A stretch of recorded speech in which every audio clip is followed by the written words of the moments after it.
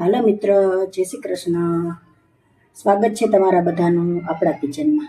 આજે બનાવશું આપણે રીંગણાના ઓરા. તો આપણે આ 3 રીંગણા લીધેલા છે, એને મેં શેકી લીધા છે. લીલી ડુંગળી લીધેલી છે, એ પણ સુધારી લીધી છે. 2 ટમેટાં, થોડી લસણની ચટણી, 2 મરચી.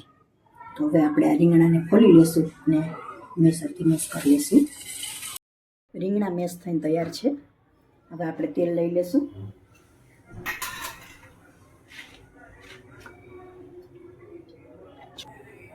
છ પાવડા તેલ લીધેલું છે. તેલ આવી જાય એટલે વઘાર મારશું આપણે.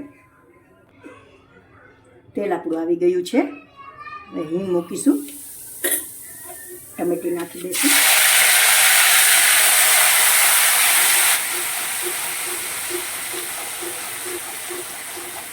ટમેટું તળવા દઈશું. ચટણી આમાં નાખશું તો બળી જશે, એમાં ચટણીને નાખીએ. ટમેટું આપણું સરસ થઈ ગયું છે. લસણ ચટણી નાખી દઈશું, મરચાંની કટકી નાખી દઈશું.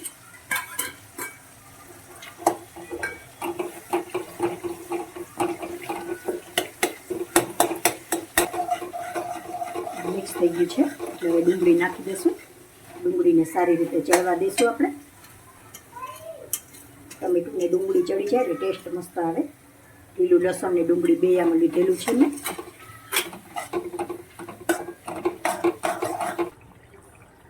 થોડી હળદર નાખી દઈશું.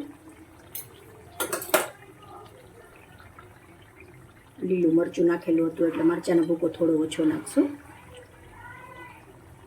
ચટણી પણ નાખેલી છે.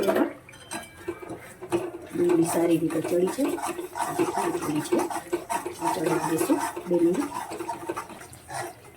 આપણે ગ્રેવી વ્યવસ્થિત ચડી ગઈ છે. હવે આપણે આ મેશ કરેલા રીંગણા છે એ આમાં નાખી દઈશું.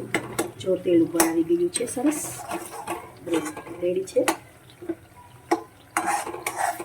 નિમક મેં ચડવામાં જ નાખી દીધું હતું થોડું.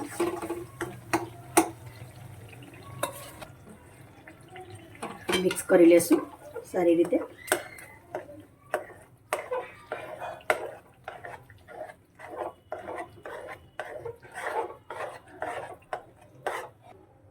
તૈયાર છે આપણો ઓરો.